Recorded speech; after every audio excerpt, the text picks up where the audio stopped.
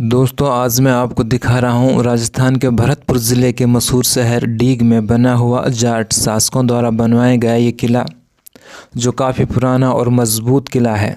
तो दोस्तों पहले हम आपको किले का बाहरी हिस्सा दिखाते हैं। तो राजा सूरजमल द्वारा बनवाया गया ये मजबूत किला, इनकी मजबूती की जो ख़ास वजह है, इन किलों के चारों तरफ की ये दीवारें हैं। इन राजाओं ने इन किलों की चारों तरफ की जो दीवारें बनाई हैं उनको इतना मजबूत बनाया है, शायद कोई हमला करने वाला दूसरा राजा इन दीवारों को तोड़ ना सके और किले को कोई नुकसान ना पहुंचा सके। किले की चारों तरफ दीवारों के साथ साथ बहुत चौड़ी और गहरी खाई, लगभग 100 फीट चौड़ी और 50-60 फीट गहरी खाई को खुदवा कर इन राजाओं ने इन किलों को इतना सुरक्षित कर दिया, शायद कभी इसी वजह से कोई भी राजा इन किलों को तोड़ नहीं पाया, जीत नहीं पाया। इसलिए इन किलों को अजय किले के नाम से भी जाना जाता है। इन खाई जो किले के चारों तरफ जो खाई खुदवाई, इसी खाई से जो मिट्टी निकाली गई, उसी मिट्टी को इन दीवारों के अंदर दोनों साइडों में पत्थरों के ये दीवारें जो बनाई गई हैं, पत्थरों के छोटे छोटे टुकड़े इनमें लगाए गए हैं और बीच में मिट्टी को भर दिया गया है। पत्थर के छोटे टुकड़े क्यों इस्तेमाल किए हैं? अगर कोई तोप का गोला दीवार से टकराता भी है तो वहीं थोड़ा नुकसान पहुंचाए जहां पर वो जाके लगेगा। तो दोस्तों और भी बताते रहेंगे किले के बारे में। तो हम किले के अंदर दाखिल होते हैं। ये एक दरवाज़ा किले के अंदर दाखिल होने के लिए शुरुआत में आता है, जिस पर कोई सुरक्षा की वाड़ नहीं लगाए गए हैं। तो इस जैसे ही इस दरवाजे से किले के अंदर एंट्री की जाती है तो दरवाजे के सामने दो बड़े बड़े बुर्ज आपको दिखाई देते हैं।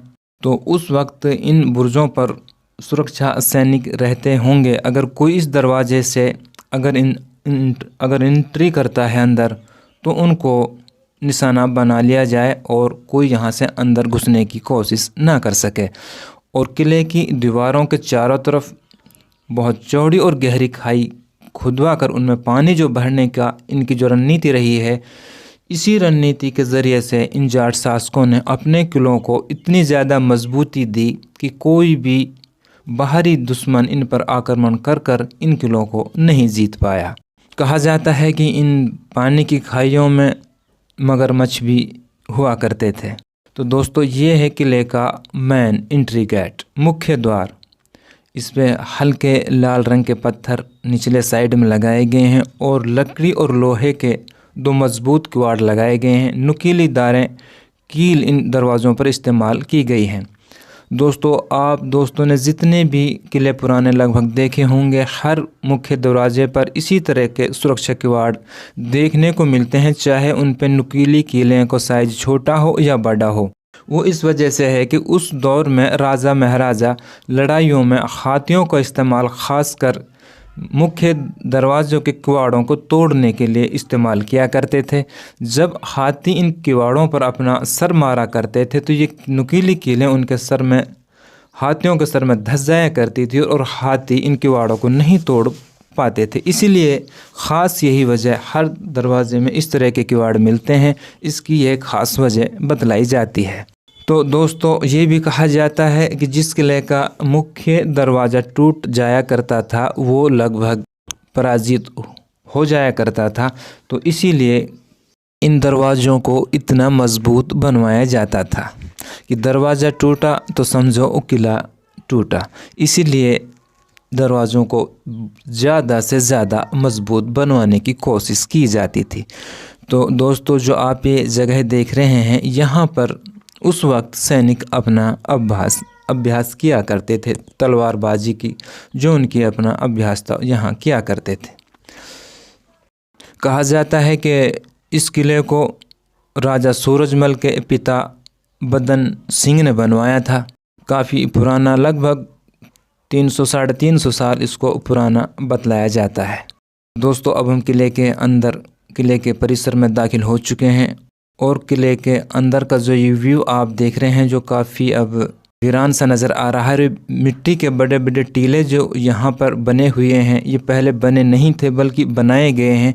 इनको इसलिए यहाँ पर पटका गया ताकि कोई दुश्मन बाहर से तोप के गोलों से किले के अंदर हमला करता है तो तोप के गोले इन मिट्टी के बड़े बड़े इन टीलों में आकर समा जाएं और किले को कोई नुकसान ना पहुंचा सकें। और राजाओं के महल इन मिट्टी के जो बड़े टीले आपने देखे इनके बैक साइड में बने हुए हैं ताकि वो किले उनके वो महल सुरक्षित रह सकें।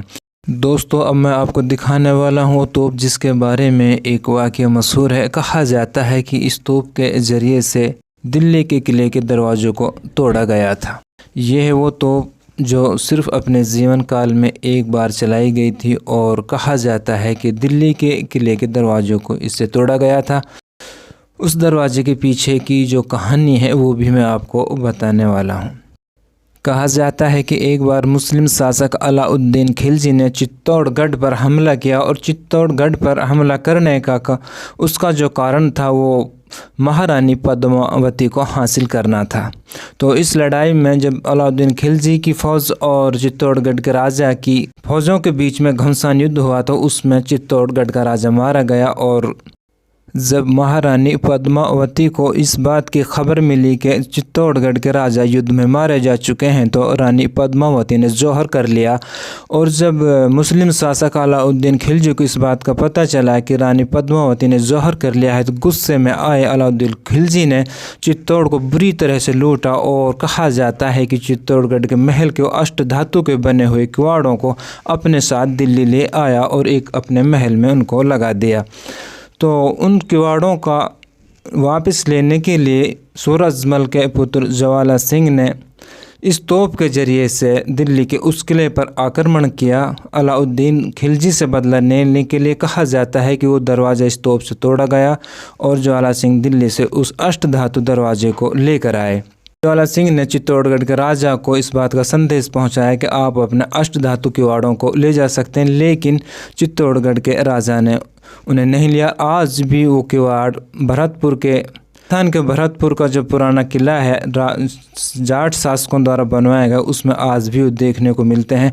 तो दोस्तों ये थी इस तोप के पीछे की एक कहानी जो चली आ रही है। अब ये कहाँ तक सच है ये इतिहासकार ही जान सकते हैं। तो दोस्तों आप देख रहे हैं डीग शहर का व्यू, आप दोस्तों को कैसा लग रहा है कमेंट्स में ज़रूर बताना और ये तोप आप दोस्तों को कैसे लगी। दोस्तों अब मैं आपको दिखाने वाला हूँ किले पर रखी हुई दूसरी इसी तरह की तोप। कहा जाता है इस किले पर इसी तरह की 5 तोपें हैं और पांचों का रुख अलग अलग दिशाओं में है। दोस्तों कहा जाता है इन तोपों को इतनी ऊंचाई पर किस तरह से रखा गया था। ये कहा जाता है कि इन तोपों को हाथियों के ज़रिए से ऊपर खींचकर लाया गया गोलाकार सर्कल से। वो हाथी इनको लेके चलते रहे और आगे आगे रास्ते बनाते गए और घुमावदार देकर राउंड शेप में इन तोपों को हाथियों के ज़रिए से ऊपर चढ़ाया गया। तो आप देख रहे हैं कितनी ऊंचाई पर रखी हुई है ये तोप। तो इन तोपों ने इन किलों को इतनी मजबूती दी कि हर कोई राजा इनकी तरफ आक्रमण करने की सोचता भी नहीं था। बहुत बड़ी तोपें हैं, शायद ही किसी किले पर इतनी बड़ी तोपें होंगी। इन तोपों के बारे में कहा जाता है कि 250-300 किलोमीटर तक मार करने की इनकी क्षमता बतलाई जाती है। इनमें जो गोला भरा जाता था वो मिसाइल टाइप का गोला हुआ करता था जिसकी क्षमता थी जो 200-250 किलोमीटर की लगभग बताई जाती है। जैसे कि आप देख रहे हैं दोस्तों इतनी बड़ी तोप के अंदर एक लंबा साइज़ का कितना बड़ा गोला अंदर फिट किया जा सकता है जो रॉकेट लॉन्चर की तरह ये उसको चलाते होंगे। ये कहा जाता है कि जब इन तोपों को चलाया जाता था तो इनको चलाने वाला जब इनमें इनकी जो बारूद की जो जगह होती है आग लगाने की उसमें आग लगाकर वो एक कुएं में कूद जाया करता था ताकि इनकी आवाज़ से उसके कानों के पर्दे ना फटें। अपनी हिफाजत के लिए वो नीचे एक कुएं में कूद जाया करता था। तो दोस्तों ये किला अब खंडर हो चुका है।